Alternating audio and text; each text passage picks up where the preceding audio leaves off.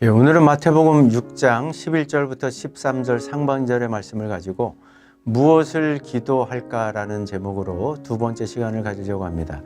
예수님이 제자들에게 가르쳐 주신 주기도문은 크게 지난주에 살펴본 소위 말해서 유청원, 하나님의 이름이 거룩히 여김을 받게 해달라, 또 하나님의 나라가 임하게 해달라, 하나님의 뜻이 이 땅에서도 이루어지게 해달라는 그런 청원이 전반부를 구성하고 있고, 오늘은 우리와 관련해서 어떤 기도를 드려야 되는지 세 가지 청원을 소위 위청원이라는 그런 형식으로 우리들에게 요청하고 있습니다. 첫 번째 청원은 우리의 일용할 양식을 달라는 그런 간구입니다. 이 일용할 양식은 우리의 삶의 모든 필요들을 포함하고 있는 것으로 우리가 말할 수 있는데, 일용할 양식을 달라고 기도할 때 우리가 세 가지 태도를 항상 견지해야 되는데, 첫 번째는 우리의 필요를 채우실 수 있는 하나님에 대한 확신과 신뢰입니다. 하나님은 우리의 아버지시고 우리는 그분의 사랑받는 자녀입니다. 그런데 그 하늘 아버지는 천지 만물을 창조하셨을 정도로 지혜가 무궁무진하시고 능력이 한이 없으신 분, 근데 우리를 얼마나 사랑하시고 위해 주시는지 하나밖에 없는 아들까지 우리를 위해 내어주신 분이십니다. 그렇기 때문에 하늘 아버지는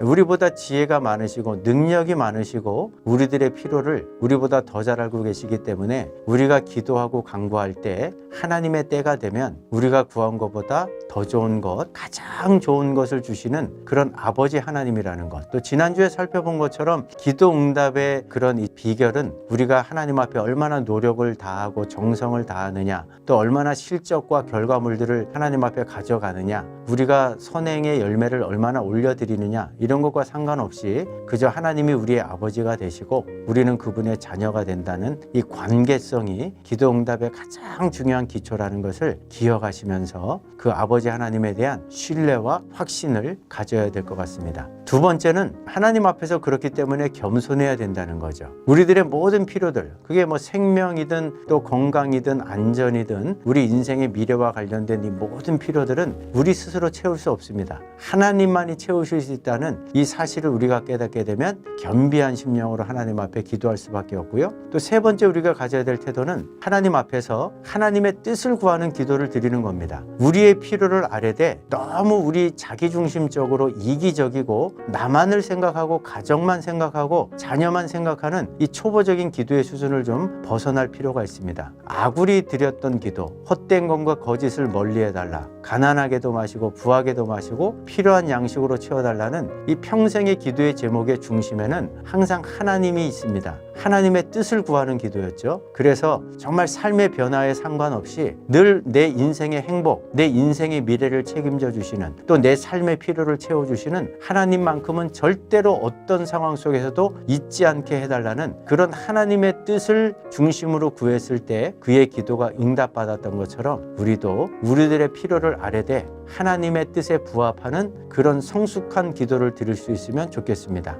예수님께서 우리들과 관련해서 두 번째로 요청하신 것은 우리가 다른 사람들의 죄를 용서해 준 것처럼 우리 죄를 용서해 달라는 그런 청원입니다. 여기에는 우리 두 가지 태도를 또 점검해야 되는데, 첫 번째는 회개의 삶이 있느냐, 두 번째 청원의 배경은 1만 달란트의 빚을 탕감받은 사람입니다. 우리가 하나님 앞에 죄의 빚을 졌는데 이 빚은 평생을 갚아도 갚을 수 없는 어마무시한 그런 빚입니다. 그런데 하늘 아버지가 그 아들의 피값으로 우리를 대신해서 아무런 조건 없이 그 엄청난 빚을 모두 다 탕감해 주셨습니다. 이 아버지의 사랑의 근거에서 우리는 날마다 마음 중심으로의 회개 생활을 해야 됩니다. 두 번째로, 이렇게 엄청난 빚을 탕감받았고 죄를 용서함 받았다면 이 용서함의 근거에서, 하나님께서 우리에게 베푸신 용서의 근거에서 다른 사람들의 잘못, 그 허물은 다 해봐야 고작 100데나리온밖에 되지 않는데 그 허물을 용서하는 삶의 자리로 나가야 된다는 것을 두 번째로 교훈해 주시는 거죠. 그래서 이 두 번째 청원을 통해서 참된 회개 생활이 있는가, 또 참된 회개의 열매가 다른 사람들을 관용하고 다른 사람들을 품어주고 다른 사람들의 허물을 용서하는 구체적인 열매로 나타나고 있는가를 점검하시면서 이 기도를 올려드리면 좋겠습니다.